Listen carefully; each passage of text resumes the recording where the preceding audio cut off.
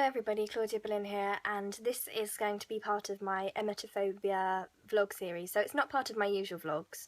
I promised I'd make this a while ago, and a lot of my footage wasn't usable, so I had to get rid of it, and you can't remake this kind of thing because it's like a video diary, so it would be totally fake for me to try and remake it, so I just had to get rid of it.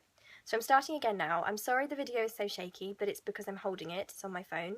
My camera, as I've said, is kind of mucking up my footage, and I can't risk that happening again because I really want to get this series done. So, emetophobia. I guess I should start this video by saying that I have emetophobia. I am an emetophobe. And emetophobia is a irrational phobia of sickness, of vomiting, of being sick. I am going to use those terms in the video, the terms vomit and sick, because I have to in order to talk about this. So if that's uncomfortable for you, I'm very sorry, but I feel like this is a video diary and I can't censor those words when I talk about it if it's going to flow naturally. But I'll put a warning for that in the description and at the start of the video, so you won't be triggered by that, I hope. I'll definitely warn you about the fact that I just said that word, don't worry. But it is a phobia I've had for quite a long time, and it is not a normal phobia because it completely interferes with my life. It has stopped me doing so much. It's not like a phobia of spiders or a phobia of flying or a phobia of anything else. It's a phobia of something within you that is inevitable, that will happen at some point and you have no control over. It feels like life is a countdown really when you're emetophobic, because you know you're going to be sick at some point. It's inevitable, everyone is. And you always know that today could be your day. Even if you've just been ill, you still know that today could be your day, and basically every day is kind of scary. And a lot of my life is about distracting myself from those thoughts, to be honest. I have anxiety and depression and other stuff too, so my head's a bit of a mess a lot of the time. And the emetophobia is probably one of the worst of the things I have, actually, because it is this constant thing that I can't get rid of. I've done cognitive behavioural therapy to try and help me look at why I'm emetophobic and what my fears are and how I can try and fight that. And I've made great progress there. I mean, I'm able to go out when accompanied with my family. When accompanied by my family, I have been able to be sick by myself in the house before. That happened quite recently, but it was very frightening.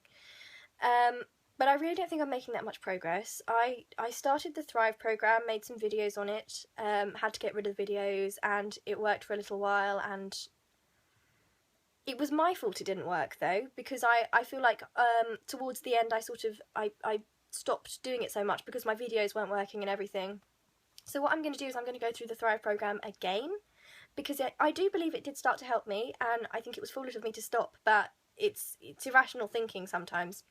And I got to the point where thinking about it was making me worse, because sometimes just even thinking about emetophobia panics you because you remember it, and then you remember and you think, oh my god, I could be sick today. And then you kind of... Being emetophobic means that every little tiny twinge in your body, like in your stomach or something, you think, oh my god, I'm ill, I might be ill, I might be ill. And it's just normal stuff like your stomach digesting food.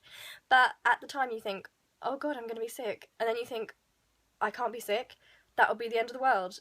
And it's like, when you're emetophobic, well, for me, I would actually, I say this, I'd rather die than be sick.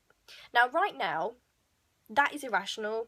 It doesn't make any sense. And I know that's not really, you know, it's not true. There's lots of good things in life, and I wouldn't rather die than be sick. But when I'm actually in that state and I feel like I'm going to be sick, I would rather die, and I'm in quite a dangerous position because that's when I'm very suicidal, and there's the high risk of me hurting myself, basically, because it's like I panic so much I'm going to be sick that I think I've got to end it now before I'm sick. I know it makes no sense whatsoever, but that's the way it is, and I know that's the way it is for a lot of people. So anyway, my series is going to be about that. I'm going to pick up where I left off. I'm sorry I had to get rid of so much footage, but I did make the videos. I just couldn't use the footage, and I couldn't remake it because it was like a vlog thing.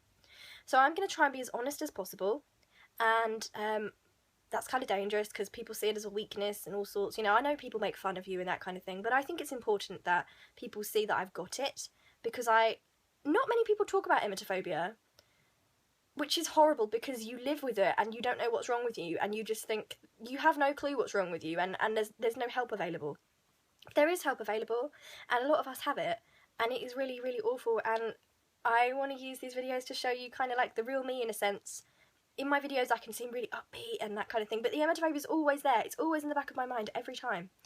So every day, there's not a day when it doesn't affect me. So I just want you to know that it's there, but I'm okay. I'm living like a kind of functional life-ish, and I am getting better, and I think I am making progress, and hopefully you can watch me make progress and we can make progress together, whatever. Sometimes it just helps to see someone else with the same, doesn't it?